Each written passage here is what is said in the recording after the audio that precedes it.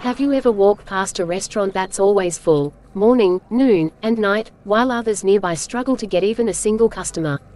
What if I told you, it's not just about good food or marketing? Some restaurants are using something far darker, something hidden, something supernatural.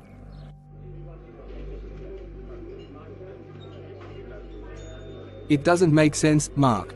My uncle's restaurant should be thriving. The food is great, the prices are fair, and we're in a busy area. And yet, look at this, empty tables. Meanwhile, that place, always packed. People lining up like they're under a spell. I don't get it. Maybe it's not just good business. What are you talking about? You ever hear the rumors? They say the owner, he's involved in something dark.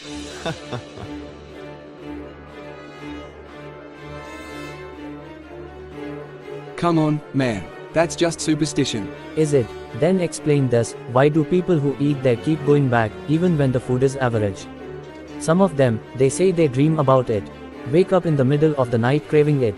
Like an addiction. And the weirdest part, that old man who always sits outside. Ever noticed him? He never eats, never leaves, just watches. Some restaurant owners don't rely on quality alone. They seek out dark rituals, burying enchanted objects under their floors, sprinkling cursed powders into food, or offering blood sacrifices to unseen forces. It starts subtly, whispers in the air, shadows that linger too long, and an unknown eatery rising to impossible success overnight. You're saying, black magic? Tom worked there, remember?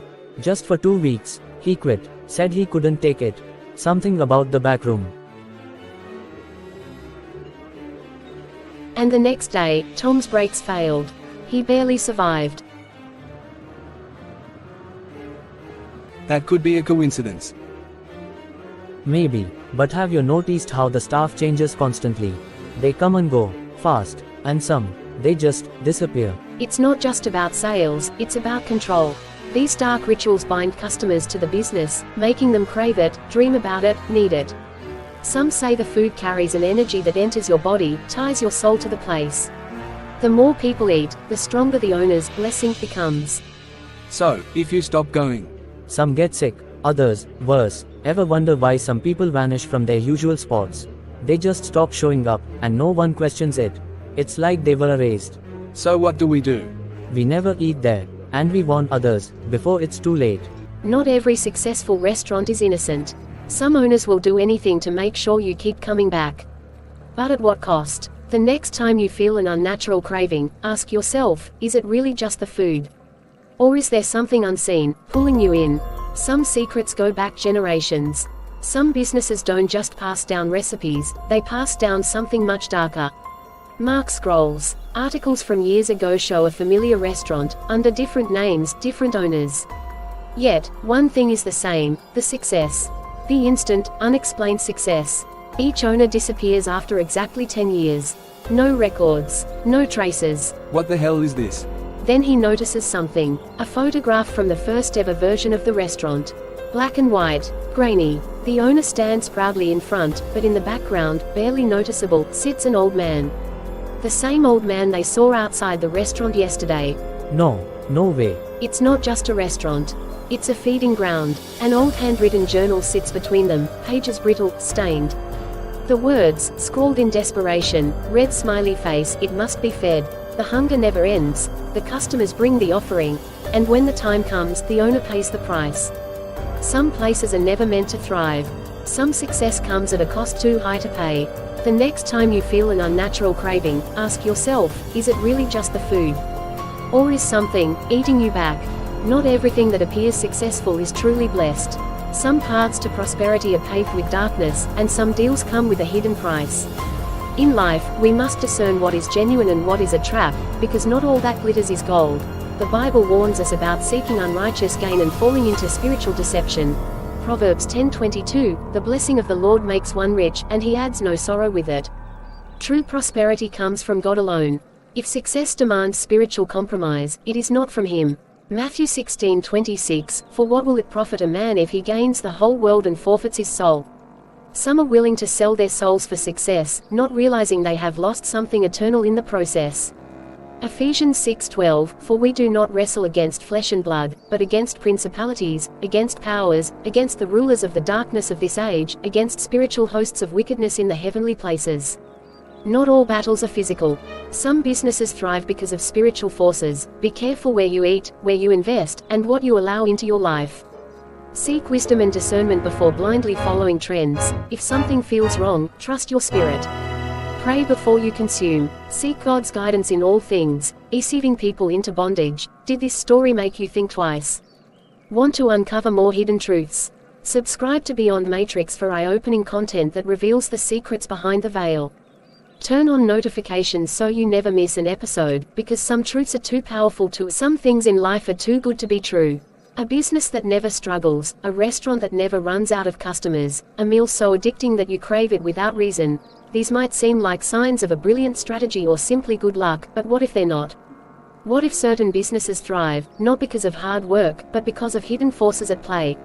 What if success, in some cases, isn't just about quality but about a spiritual price being paid?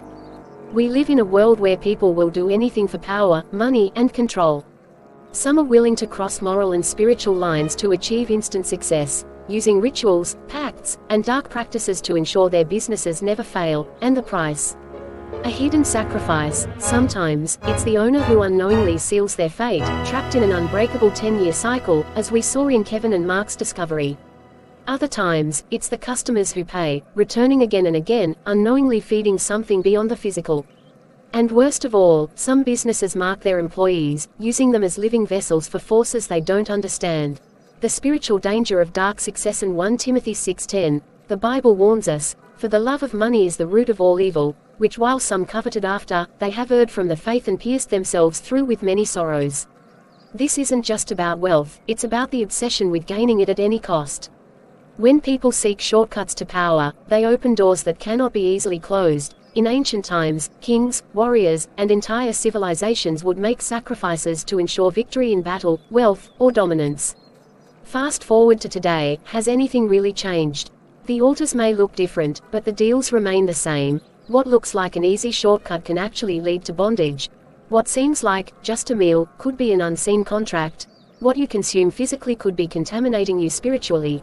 Protect yourself. Here's what you see. If success can be manipulated, if cravings can be engineered, then how can you protect yourself? Be spiritually aware. If a place feels off, trust your instincts. Not all discomfort is paranoia. Sometimes, your spirit is warning you.